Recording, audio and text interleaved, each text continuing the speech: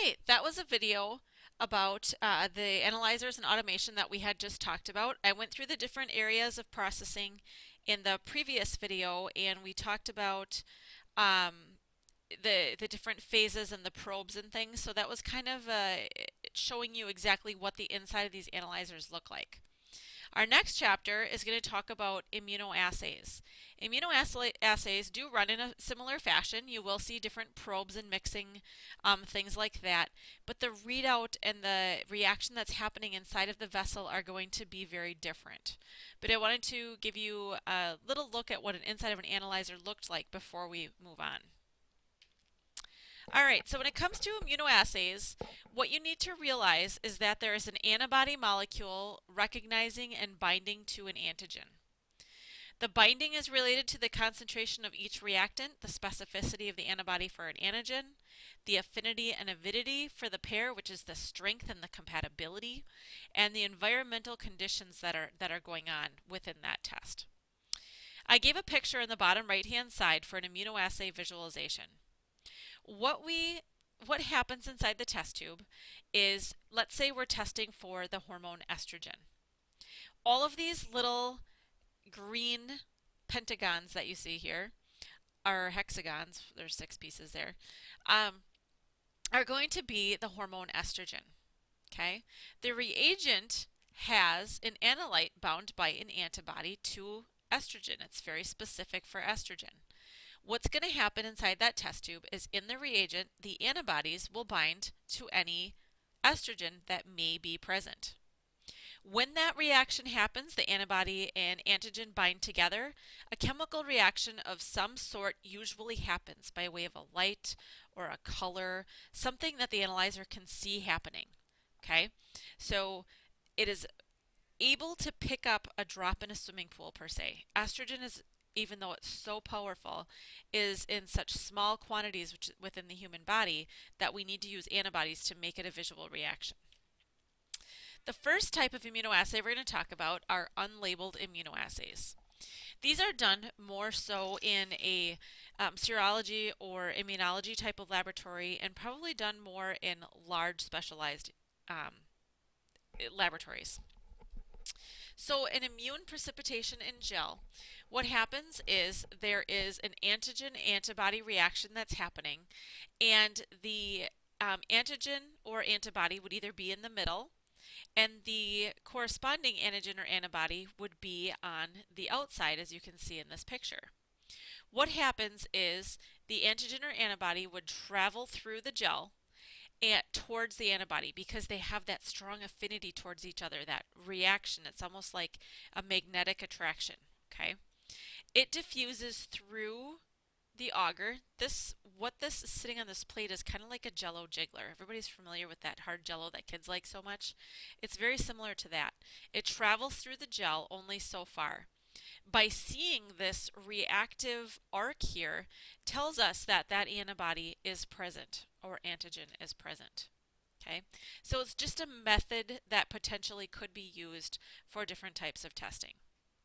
Some of the types of immune precipitation are double diffusion, single diffusion, counter-immunoelectrophoresis, which uses electricity.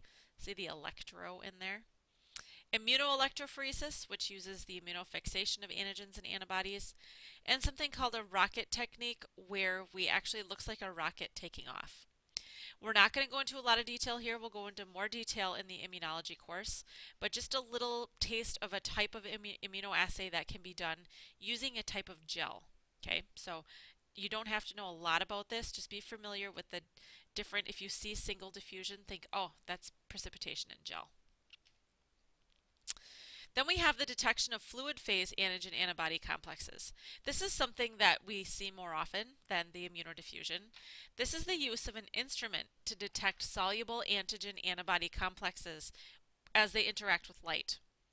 Antigens and antibodies are meant to be together. Okay, so if we're trying to test for the amount of IgG, which is an immunoglobulin that helps fight infection, in somebody's body, we would have a test that would have the IgG and antigen to IgG available in the reagent. Well, if there's IgG present in the patient's blood and there's IgG antigen in the test tube on the analyzer, they're going to come together and create a turbid type of situation. When you think of turbid, think of water is not turbid, milk is turbid. Okay? It creates a cloudiness. The more cloudy, the more light scatter, the more molecules of IgG and IgG antigen have combined together. So the more turbid, the more cloudy, the more there is. Okay, so all the analyzer does, how cloudy is it? Essentially, the cloudier it is, the higher the answer. Okay. Turbidimetry measures the light that's transmitted. Nephelometry measures the light scattered. In essence, it does work with antigen-antibody complexes, creating a cloudy type of solution. Here's an example of an immunometric assay to measure an antigen. This is kind of hard to picture, and I wish I had a test tube to show you, but some test tubes are made with an antibody stuck to the outside of the plastic. In some cases, the antibodies are able to just be incubated and stick to the outside of the plastic test tube. So here is an antibody. Okay, this right here that I'm pointing at is the side of the test tube. There is an antibody connected to it. Okay, this is an antibody, these little Y's. Let's say this is the estrogen that I was referring to in the prior slide. So we're testing a woman for her estrogen level. So this is what's going to happen inside the immunoassay test tube. All right, we have the capture antibody on the side of the test tube. We've got the target antigen, which is our estrogen. We incubate them together. Any estrogen present is going to stick to our antibodies because that's what they're meant to do. Remember, antigens and antibodies are meant to be together. We then have something called a conjugate, which is an antibody. Okay, see, it looks just like the other antibodies, but it's labeled with an enzyme. Okay, and this is going to also bind to any estrogen that may be present. Okay, so now we've got this sandwich. We've got an antibody, antigen, antibody with an enzyme sandwich. Anywhere that there is these present, they will bind. We have a washing step, so any extras floating around that couldn't find a poor little estrogen to bind to is washed away. So they all go bye-bye. The next thing we do is we add a substrate. A substrate is a chemical that reacts with this enzyme, okay, the enzyme that's connected to the antibody, and if that enzyme is present, it will create a color reaction or a light reaction depending on what type of test it is.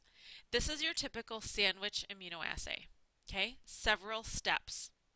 Obviously, you can imagine there's room for error here, room for there to be interfering substances in some cases, but this is your typical historical sandwich immunoassay. Very simple to understand. There are those 4 steps that take place. And because of this, immunoassays take longer to run.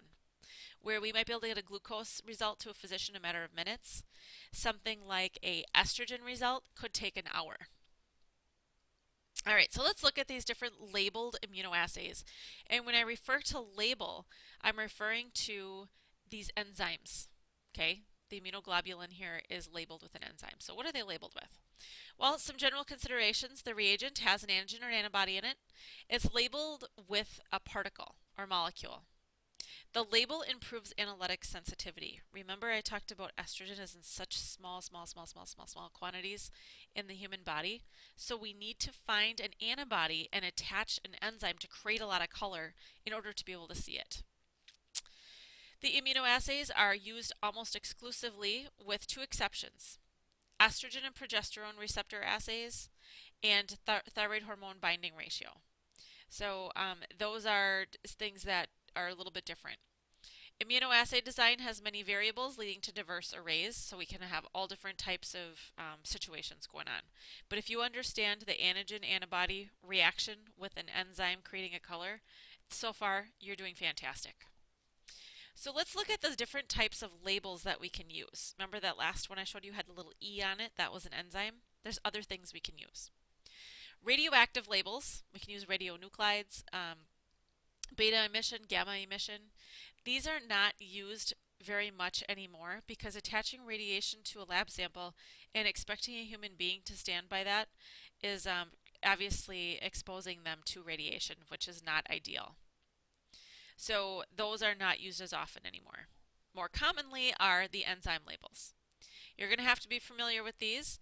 Horseradish peroxidase, alkaline phosphatase, and glucose 7-phosphate dehydrogenase. Notice they're ACEs. They're all enzymes. We're going to talk about more enzymes in the weeks ahead. Enzymes always end in ACE.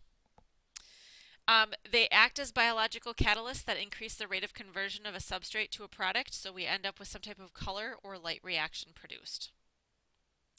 So here's the fluorescent labels. These do create a light. Fluorochrome or fluorophores. They're compounds that absorb radiant energy of one wavelength and emit it at a longer wavelength. Emitted light is detected from the analyzer. And I remember we used something called the Abbott Axum at one of the places I went to, and there was a little door you could open and you could look down into the cuvettes and actually see them glowing. So that was kind of cool. Obviously, the more light there, the more estrogen there would be per se. Then we have luminescent labels, which are similar. They emit a photon of light as a result of a electrical, biochemical, or chemical reaction. The two types of things that would be used are luminol or acridium esters that make that sample glow. A couple different types of assays. We talked about the sandwich assay, and I'll get into that again. But the competitive immunoassay, we may have an antigen that competes for antigen binding sites. So it's a similar antigen, and they fight to get the antibody sites. The antigen is constant and limited. As the amount of antigen increases, more binds to the antibody, resulting in less binding of the antigen. You could have a one-stepper where you have an antigen, and a reagent antibody all mixed together at the same time. Everybody fights, and you get a reaction.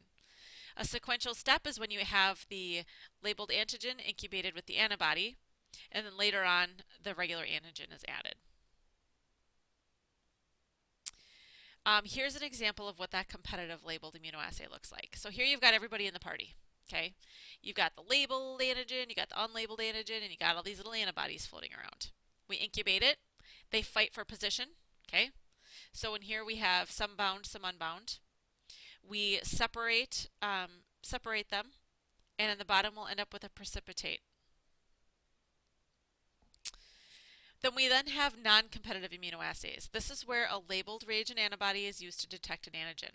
Excess labeled antibody is required to ensure that the labeled antibody reagent doesn't limit the reaction, and the concentration of antigen is directly proportional to the antibody. Very simple, straightforward. Some of the examples of labeled immunoassays that you may hear about in the future: fluorescence polarization immunoassay, FPIA. Very, very popular enzyme-linked immunosorbent assays, ELISA tests. You'll see a lot of those. I have an example of one coming up. The enzyme multiplied immunoassay technique called EMIT is another one. And here's an example of a rapid ELISA immunoassay. This is easy to use. It is a pregnancy test, as you can see here. And the there's latex particles in here for visualization of the reaction. In this case, if you've got two lines, it would be positive, one line is negative. The antibody is embedded in those lines. Okay, so if the pregnancy hormone is present, the line will show up, and if it's not, the line will not show up. So you need to have the antigen antibody reaction to happen in order for you to know if it's positive or negative. All right, that concludes my immunoassay section.